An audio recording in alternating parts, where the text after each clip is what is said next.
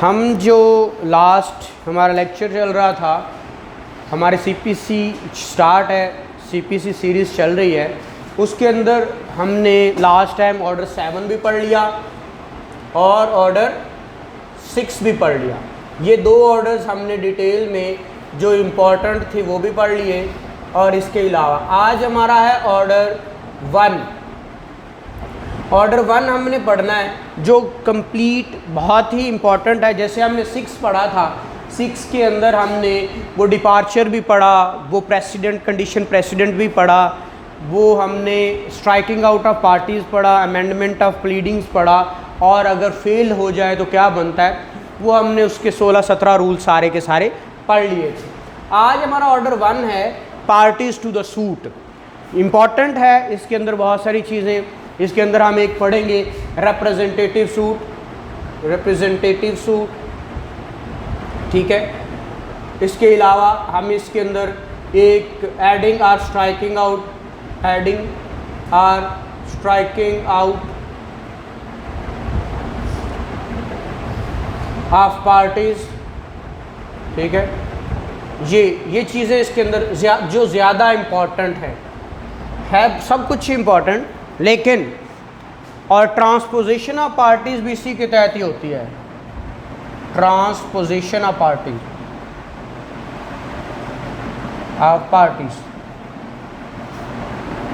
ये ऑर्डर 1 है। आज हम इसको थॉरोली पढ़ते हैं कि ऑर्डर 1 है क्या। हमने पूरा वो पॉइंट्स बना के सीपीसी सारी सीख ली थी। वो जो आपको ये ड्यू पे लेक्चर्स मिल जाएंगे जो आप लोगों के मिसिंग हैं, जो आते हैं उनको तो पता है। तो अब जो है हम उसको 1 बाय 1 जो चीज़ें, मतलब order 1 rule 8, order 1 rule 9, order 1 rule 10, ये सारी चीज़ें हमने देखनी है, ठीक है। What is misjoinder and non joinder, misjoinder and non joinder of parties. तो ये भी हमने ये 8, 9, 10 ये हमने पढ़ना है अभी, ठीक है। हमने इसको देखकर आगे चलना है कि ये क्या क्या होता है। अब रिप्रेजेंटेटिव सूट मैं आप उर्फ़ आम में समझाऊं तो बहुत सारे लोगों के बिहाफ पे रिप्रेजेंटेटिव सूट किसको कहते हैं, बहुत सारे लोगों के, जिसे मैं एक आपको कहूं कि आप यहाँ पे GR हैं और आप CR हैं, तो उससे क्या मुराद होता है। GR होती गर्ल्स रिप्रेजेंटेटिव एक क्लास की। तो रिप्रेजेंटेटिव सूट क्या हुआ कि जिसने सारों को रिप्रेजेंट करना है उसके अंदर सारे ही प्लीड हो जाते हैं। मतलब मैं कहता हूँ जी मैं आप सारों के बिहाफ पे मैं दावा कर लूँ, आप कहते हैं ठीक है परमिशन, तो वो रिप्रेजेंटेटिव सूट है, वो भी किया जा सकता है। इसी तरह आपका मिस जोइंडर नॉन जोइंडर क्या चीज़ है। मिस जोइंडर के मतलब ये है कि पार्टी उसको क्या किया है, बना दिया है, उसको निकालना है, स्ट्राइक आउट करना है, गलत पार्टी बन गया है। कोई भी बंदा क्या हो गया है, गलत पार्टी बन गया है, उसको निकालना है, ठीक है। और एक होता है नॉन जोइंडर, बना ही नहीं। अब इसके अंदर एक कॉन्सेप्ट है necessary party and proper party, ठीक है। Necessary party and proper party क्या होती है, नेसेसरी और प्रॉपर। जैसे अब मिस जोइंडर से मुराद ये है कि जिसको पार्टी बनाया उसके होने या होने से फ़र्क ही नहीं पड़ता, ठीक है। लेकिन नॉन जोइंडर अगर नहीं है तो उससे फ़र्क पड़ेगा। नेसेसरी पार्टी प्लीड, जिस वक्त नेसेसरी से मुराद ये हुआ कि एक पार्टी जिसके बिना दावे का फैसला ही नहीं हो सकता, दैट इज़ नेसेसरी पार्टी। हाँ, प्रॉपर वो हो सकती है, प्रॉपर पार्टी उसको कहते हैं कि जिसका फ़ायदा तो हो सकता है लेकिन अगर नो ना हो तो इस केस का फैसला फिर भी हो सकता है, वो प्रॉपर पार्टी है। और नेसेसरी वो है जिसके बिना फैसला ही नहीं हो सकता, वो पार्टी क्या है, नेसेसरी पार्टी है। तो ये देखिएगा, मिस जोइंडर से मुराद है ऐसी पार्टी जो गलत बन गई उसको निकालना है, स्ट्राइक आउट करना है। और नॉन जोइंडर से मुराद है जो पार्टी नेसेसरी है उसको प्लीड करना है, ठीक है। यहाँ पे प्रॉपर पार्टी को अपने प्लीड कर लिया है, नेसेसरी को नहीं किया, ठीक है। तो वो उसको मिस ज्वाइन कर देंगे आप।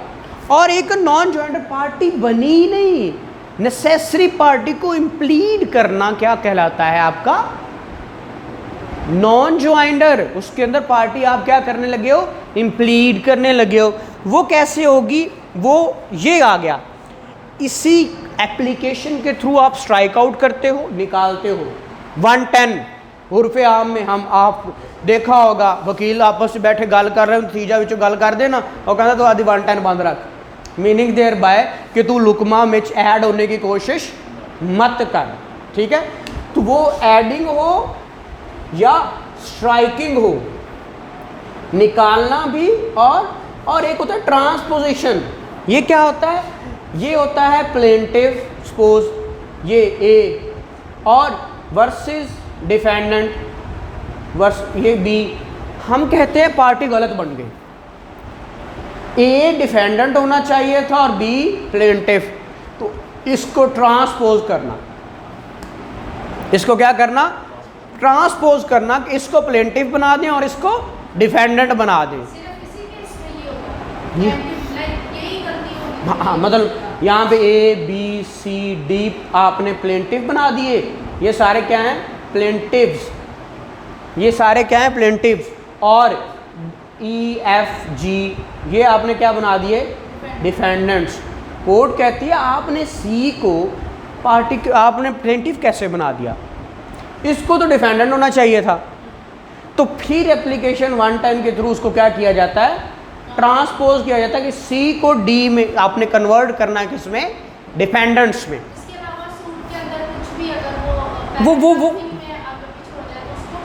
आपने कल एक 6-17 पढ़ी थी, 6-17, उसमें आपने पढ़ा था कि किसी भी जगह पे अमेंडमेंट की ज़रूरत हो, स्ट्राइकिंग आउट के लिए भी आपको अलाउ करना है कोर्ट ने।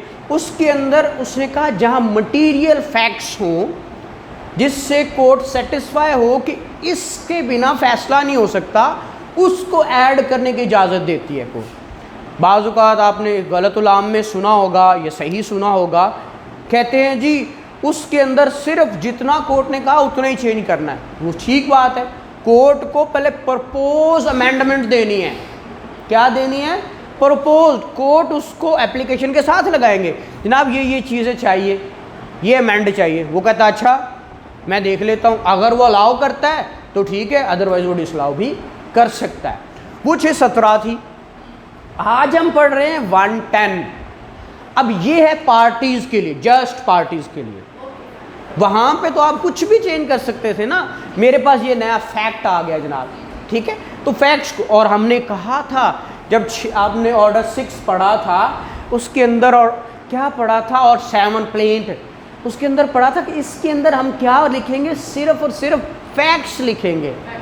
इसके अंदर कभी भी आपका नहीं, इसके अंदर एविडेंस नहीं आएगी। ठीक है, तो प्लेंट के अंदर फैक्ट्स के अलावा आपकी बॉडी भी तो होती है जिसमें आप पार्टीज बनाते हो।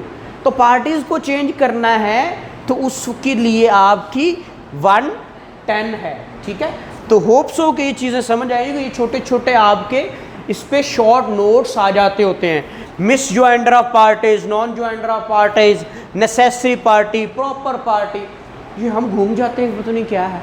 तो सिंपल से कॉन्सेप्ट्स हैं, सिंपल सादा सादा।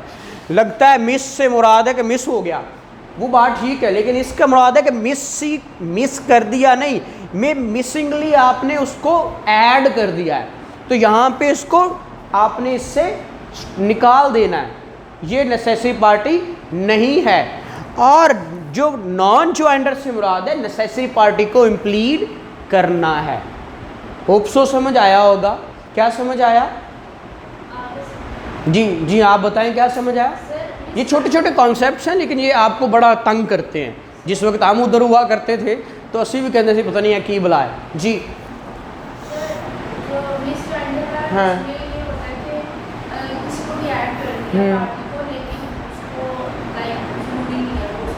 हाँ, उसको क्या करना है? हाँ, उसको निकाल देना है। जी, इसमें रॉन्गली इम्प्लीड कर लिया है और इसमें उसको इम्प्लीड प्रॉपर पार्टी, नेसेसरी पार्टी को किया ही नहीं। यहाँ पे रॉन्गली इम्प्लीड कर लिया है और यहाँ पे किया ही नहीं। हाँ, नेसेसरी पार्टी को यहाँ पे हमने क्या करना है उसको। अब प्रॉपर और नेसेसरी में क्या फर्क है? Proper party, necessary party. Decision नहीं हो सकता जिसका बहुत ज़रूरी। मैं कहूँ ये मकान है, ये किराएदार है, यहाँ पे रहते हैं, ठीक है मैं कल को दावा इनके खिलाफ कर देता हूँ, ठीक है। अब कोर्ट कहेगी कि ऐदा भी अमल दखल की है। मैं कहता हूँ जनाब इसने मेरे साथ मुआहदा किया है, वो कहेगी तुम पागल हो, इसने मुआहदा कैसे कर लिया, ये तो बैठा ही किराए पे, किराया नामा तुम्हारे सामने, इसकी तो होना या ना होना एक बराबर है। पार्टी तो आपने तो प्रॉपर पार्टी आप प्लीड, इसका होना ज़रूरी हो सकता है कि जनाब मैंने उससे मकान लिया है, वही मालिक है, लेकिन अगर ये ना भी हो तो पार्टी जो मालिक है उसको बनाना है। He is necessary party. ये प्रॉपर हो सकती है बट नेसेसरी वो है, ठीक है।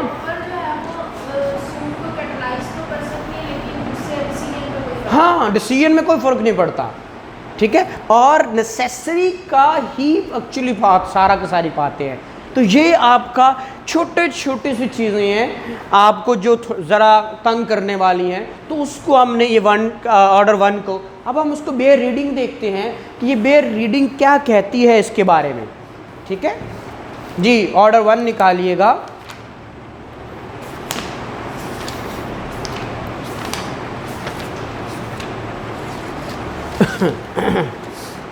जी, ऑर्डर 1 पार्टीज टू सूट, ठीक है। क्या कहता है? Who may be joined as plaintiff, all person may be joined in one suit as plaintiff in whom any right or relief in respect of or arising out of same act or transaction or series of act or transaction is alleged to exist। बहुत सारे हैं, एक है, एक act हुआ है, ये बहुत सारे हैं, वो सारे मिल के भी दावा कर सकते हैं, कोई मसला नहीं। whether jointly severally or in alternative where if such person brought separate suit may common question of law or fact would arise। सारे इकट्ठे भी कर सकते हैं, सेपरेटली भी कर सकते हैं, क्वेश्चन ऑफ लॉ तो एक ही है, ठीक है। वो सारे उनकी मर्जी है, हाँ डेफिनेट उसकी मर्जी है, वो इकट्ठे भी कर सकते हैं, जॉइंटली भी हो सकता है, सेवरली भी हो सकता है, वो उनकी अपनी मर्जी है जी। Power of court to order separate trials, ये कोर्ट की पावर है कि उसका ट्रायल, वो कहेगा नहीं जनाब ये हम इसका ट्रायल सेपरेट चलेगा, इसका सेपरेट चलेगा।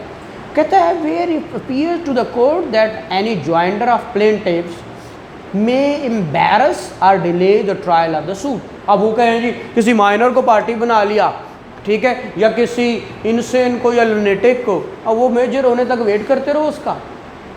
कहता है इसको ऐसा करो, अगर तो ये ट्रायल अलग हो सकता है, कहता है तुम लोग अलग करो क्योंकि इससे कोर्ट एम्बैरस हो जाएगी, डिले हो जाएगा, इसलिए तुम लोग इसको रहने दो, इसका सेपरेट चलाओ, इसका सेपरेट चलाओ। ये कोर्ट इसके ओपिनियन पे पहुंच सकता है। The court may put the plaintiffs to their election or to order trial or make such other order as may be expedient, ठीक है, जिसके वो जैसे समझता है ज़रूरी वैसे हो जाएगा। Who may be joined as defendant, वो कहता है सारे उसी तरह जैसे प्लेंटिव बन सकते हैं वैसे ही सारे डिफेंडेंट बन सकते हैं। Court may give judgement for और अगेंस्ट वन और मोर ऑफ ज्वाइंट पार्टीज, उसके हक में भी दे सकती है, उसके खिलाफ, ये कोर्ट की मर्जी है। कहता है जजमेंट में be given without any amendment for such one or more of the plaintiffs as may be found to be entitled to relief or such relief as he or they may be entitled। वो दे भी सकती है उसको जिसका वो चाहिए, वो उस एक को मिलता है तो एक को दे देगी, सारों को देना है सारों को दे देगी, ये कोर्ट की अपनी डिस्क्रिशन है। ठीक हो गया, क्योंकि मे का वर्ड यूज़ हो रहा है आगे। कोर्ट में given without any amendment against such one or more of defendant as may be found to be liable according to their respective liabilities। अब वो कहे जी इसकी इतनी लाइबिलिटी, इसकी इतनी, ये 10 मरले दे, ये 5 मरले दे, तो उसकी लाइबिलिटीज़ के मुताबिक उनको कह इनका हिस्सा दिया जाए, ये डिफेंडेंट्स के खिलाफ हो जाएगा। तो ये जजमेंट एक के खिलाफ भी हो सकती है, बहुत सारों के खिलाफ भी हो सकती है, वो इसके अंदर 4 में बता रहा था। 5 defendant need not to be interested in all the relief claim, हो सकता है रिलीफ क्लेम सारे में वो इंटरेस्टेड भी ना हो। कहता है it shall not be necessary that every defendant shall be interested as to all the relief claimed in any suit against him। वो मैं कहूँगा सारा खाता ही मेरा है, ऐसे को लेके दो, तो वो कह रहा है इसमें मेरा इंटरेस्ट ही नहीं, मेरा तो इस हद तक है, मैं उस हद तक ही दूंगा। वो उसका इंटरेस्ट जितने में हो सकता है उतने में होगा। Joinder of parties liable on same contract, अगर एक ही कॉन्ट्रैक्ट में बहुत सारी हैं तो वो फिर ज्वाइन कर दी जाएंगी। कहता है the plaintiff may at his opinion at his option join as parties to the same suit all or any of the persons severally or jointly and severally liable on any one contract including parties to bill of exchange, hundies and promissory note।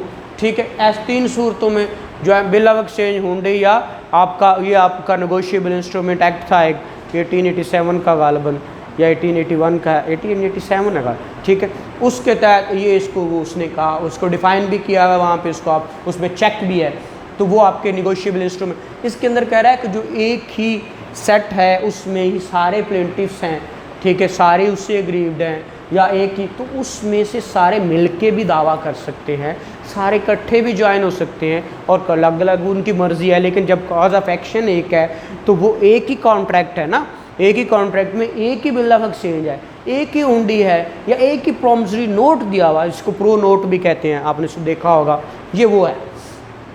When plaintiff in doubt from whom redress is to be sought, कहते हैं कहाँ से मुझे redressal मिलेगा, किस चीज़ से। फिर the plaintiff is in doubt as to person from whom he is entitled to obtain redress. मेरा मसला किससे हल हो ना, मुन्नू नहीं पता, बट मैं अग्रीव्ड हूँ, मैं किससे लूँ, ऐसी सूरत हाल हो तो फिर ही may join 2 or more defendant in order that the question as to which the defendant is liable. वो कह रहा है या एने देना या एने देना, मीनू नहीं पता, तो दोनों ने पार्टी बना देना, ठीक है। फिर and to what extent may be determined as between all parties, किस हद तक इसने देना, किस हद तक इसने देना है, तो वो डिटर्मन होगा और फिर वो उससे मिलेगा जहाँ पे वो हो। 1 person may sue or defend on behalf of all in same interest। मैंने यहाँ पे रिप्रेजेंटेटिव सूट की बात की थी, ठीक है, ऑर्डर 1 रूल 8 की बात की थी। तो ये रिप्रेजेंटेटिव, एक बंदा सारों की बिहाफ पे लड़ भी सकता है और एक बंदा सारों के बिहाफ पे कंटेस्ट भी कर सकता है, एक बंदा सूट भी कर सकता है और उसको कंटेस्ट भी कर सकता है, ये वो बात कर रहा है जी। Where there are numerous persons having the same interest in one suit, one or more of such persons may, with the permission of the court, sue or be sued or may defend in such suit on behalf of all of or for the benefit of all persons so interested। यहाँ तक सुनिएगा, वही बात, ठीक वही same बात कि बहुत सारे लोगों का इंटरेस्ट है, एक या 2 बंदे जाके दावा करना चाहते हैं या एक या दो डिफेंड करना चाहते हैं, तो कोर्ट उनको इजाज़त देगा लड़ लो। ये रिप्रेजेंट, इसको इसके ऊपर लिख लें रिप्रेजेंटेटिव सूट। भाई दावा करेंगे ना सारे, मैं जाके दावा करूँगा, कोर्ट को कहूँगा जनाब ये सारों के बिहाफ पे सारों का यही इंटरेस्ट है, मेरी सड़क बाहर ख़राब है, ज़्यादातर पब्लिक इंटरेस्ट लिटिगेशन PIL जो होती है, पब्लिक इंटरेस्ट लिटिगेशन हम करते हैं, वो कैसे करते हैं, उसमें कॉमन पब्लिक का इंटरेस्ट होता है। आपका मोहल्ले की गली ख़राब है, गटर उबल रहा है, कोई बंदा आता नहीं है, सारा मोहल्ला डिस्टर्ब है, तो एक ये 2 बंदे जाके कर देते मोहल्ले के बिहाफ पे, तो पूरे मोहल्ले को तकलीफ़ थी, तो उस अगर मोहल्ले के ख़िलाफ़ हो गया तो 1-2 बंदे उठकर डिफेंड भी कर सकते हैं। ये कोर्ट की अपनी डिस्क्रिशन है, वो इजाज़त दे सकती है, इसीलिए तो इसको रिप्रेजेंटेटिव सूट कहा गया। इसके ऊपर आप लिख लीजिएगा जी आगे। But the court shall in such case give at the plaintiff expenses notice of the institution of suit to all such person either by personal service or where there are number of person or any other cause such service is not reasonably practicable, the public advertisement as the court in each case may। आपने देखा होगा अक्सर हम उसके साथ public at large party बना देते हैं, ठीक है, कहते हैं या तो सारों को नोटिस दो, सारों को बताओ, कहता अगर सारों इतने ज़्यादा आ नहीं सकते तो एक एडवर्टीज़मेंट कर दो, एक अखबार में इश्तिहार दे दो कि ये होने जा रहा है, किसी को एतराज़ है तो आ जाओ, ठीक है। तो वो फिर एक पब्लिक एट लार्ज को एडवर्टीज़मेंट कर दी जाती है, वो नोटिफिकेशन इन पब्लिकेशन आ जाता है, टीवी पे चला दिया जाता है, रेडियो पे चला दिया जाता है, ढोल लेके आ जाता है, डम डमा डम डम, वो अक्सर देखा होगा, वो सारी चीज़ें अक्सर, वो ड्रम बीटिंग भी एक मॉड है ना, तो वो चीज़ें। आगे जी, any person on whose behalf or for whose benefit a suit is instituted or defended under subsection 1 may apply to the court to be made a party to such suit।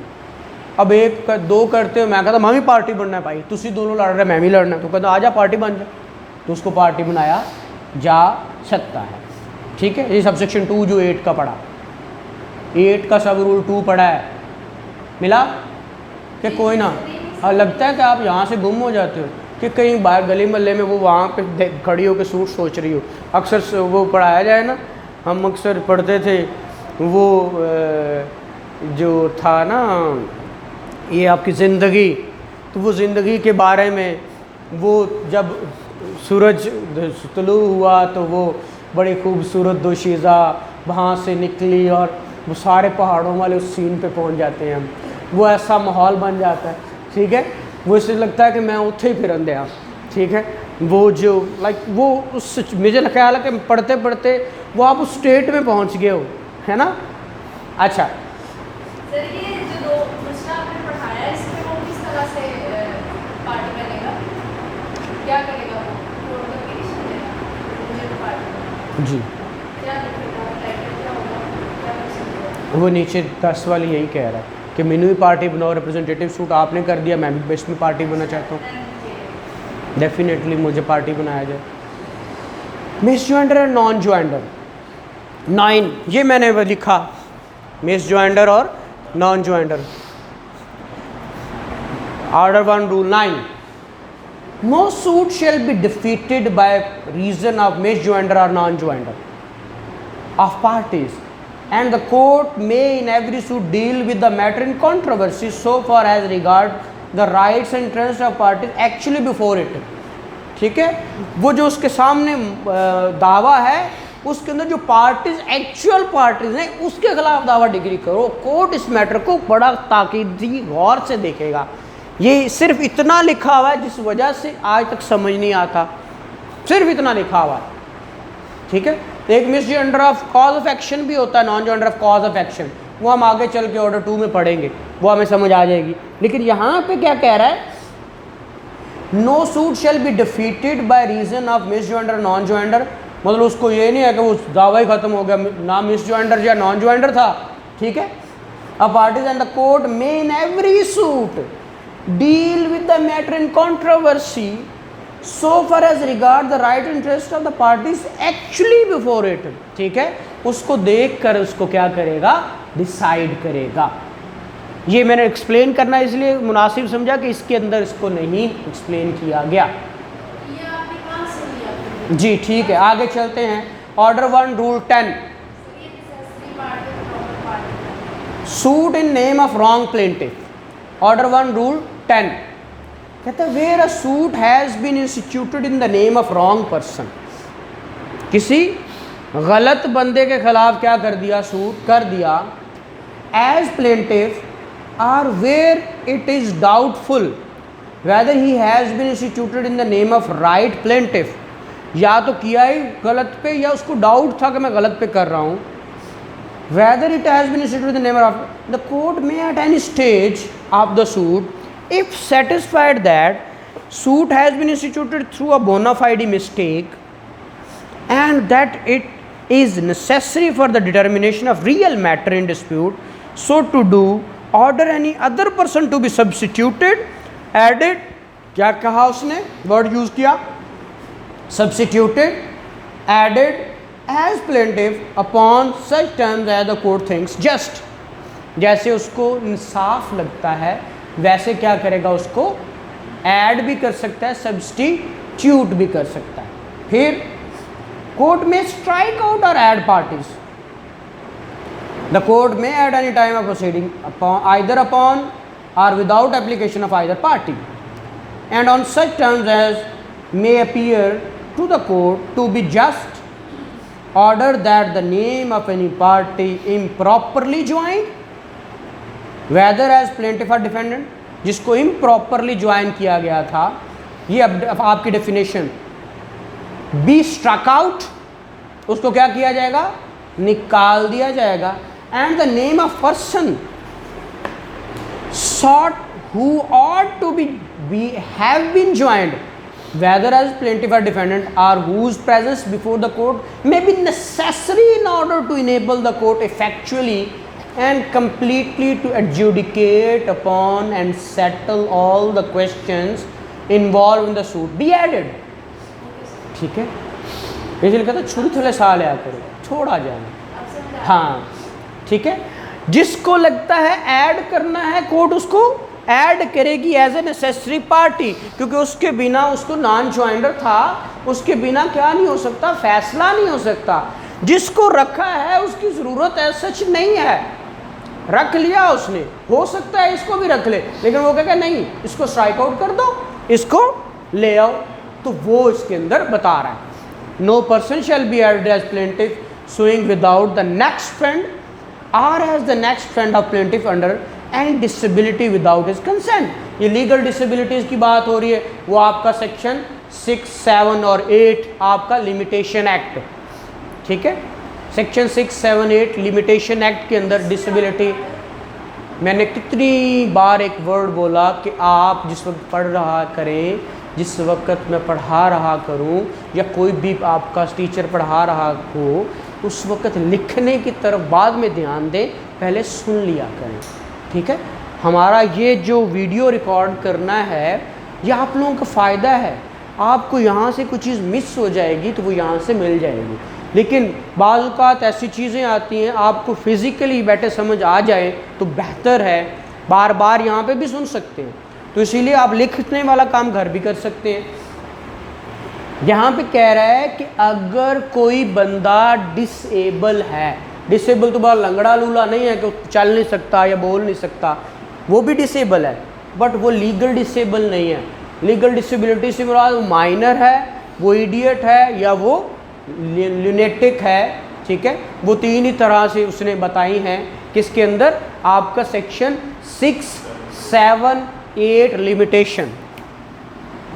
जी जी लिख लें, जी जी नहीं लिख लें, सेक्शन 7, 8, 6, 7, 8 लिमिटेशन एक्ट, जी जी limitation act 1908, ये legal disabilities को क्या करता है। हाँ, वो कह रहा है कि अगर कोई बंदा अब इस तरह अब माइनर है तो वो थ्रू नेक्स्ट फ्रेंड आएगा। आपका ऑर्डर 32 इसी का, ऑर्डर 32, ऑर्डर 32 इसी का, सीपीसी का, वो भी कहता है सूट बाय और अगेंस्ट माइनर्स, और माइनर्स के अलावा भी वो बात करता है, लेकिन यहाँ पे वो कह रहा है अगर करना है बच्चे ने, कहता है through his real mother, through his guardian, through his father. आपने अक्सर देखा होगा वो बच्ची के नाम पे करते थे थ्रू हिज मदर, ठीक है, तो वो थ्रू करेंगे, ठीक है। अगर वो डिसेबल है तो हो सकता है उसका गार्डियन भी मुकर्रर किया हो, तो ये भी हो सकता है, ठीक है। उसको भी पार्टी ऐड करना है तो फिर थ्रू नेक्स्ट फ्रेंड आना है उसको। और याद देखिएगा अगर वो थ्रू नेक्स्ट फ्रेंड और दूसरा आएगा तो वो थ्रू गार्डियन आएगा, डिफेंडेंट होगा तो थ्रू गार्डियन, और अगर प्लेंटिफ होगा तो थ्रू नेक्स्ट फ्रेंड, ठीक है। Where defendant added plaintiff to be amended, plaint to be amended. कल आपने, अब देखिए मैं 1 नहीं पढ़ाया पहले, मैं कहता होता हूँ कि पढ़ा करो एक वे से। मैंने कल परसों आपको जो पिछले 2 लेक्चर्स में पढ़े थे वो मैंने 6-7 पढ़ाया है, ठीक है, मैंने 1 नहीं पढ़ाया, क्योंकि 6-7 वाली बात पहले होती है और ये बाद में आती है, ठीक है।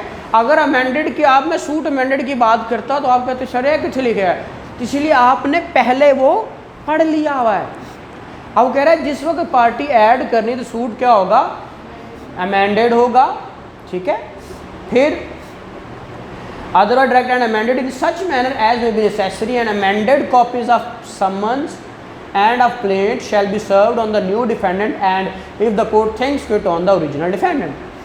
या तो नवा डिफेंडेंट बना दिया ना, ठीक है, इधर 2-3 मैं कहता हूँ जी मुझे एज ए डिफेंडेंट ऐड किया जाए, या मैं कहता हूँ मुझे एज ए प्लेंटिफ ऐड किया जाए, तो जो पुराने थे उनको तो शायद पता ना हो, तो उनको भी समन सेंड किया जा सकता है, और जो नया डिफेंडेंट ऐड किया उसको भी समन दिया जा सकता है। ये नया प्लेंटिफ ऐड किया डिफेंडेंट के कहने पर तो उसको भी समन और प्लेंट की अमेंडेड कॉपी भी दी जाएगी, ठीक है, अमेंडेड सूट। और आगे subject to the provisions of limitation act section 22 the proceeding as against any person added as defendant shall be deemed to be begun only on the service of summon। अब ये बड़ा खूबसूरत बात उसने कर दी, वो कह रहा है जिस वक्त नया ऐड किया समझा जाएगा उसी दिन उसको पता चला है, उसका कॉज ऑफ एक्शन उस दिन से स्टार्ट होगा, उसका लिमिटेशन उस दिन से स्टार्ट होगा। अब एक दावा चल रहा था 5 साल से, ठीक है, तो डिफेंडेंट कोई भी था, मसलन BXYZ था, ठीक है, कोई भी एक डिफेंडेंट बन गया, उसको क्या किया उसने, उसको तो समन जारी किए थे, जवाब दावे का कितने दिन में होता है, 30 दिन में। अब ये 5 साल से चल रहा है, अब एक आज ऐड करवा दिया आपने Y या L करवा दिया नया ऐड डिफेंडेंट, तो क्या 30 दिन इसके गुजर गए? नहीं, जिस दिन ये नया ऐड हुआ उस दिन उसका टाइम बिगन होगा, वो ये कह रहा है। यही सेक्शन 22 भी आपका लिमिटेशन एक्ट कह रहा है, ठीक है। काका हो तो ना करिए कि कुछ समझ आ रही है, मुझे लगता है ओवरडोज हो गई है, बस है 2 सेक्शन 2 रह गए ने।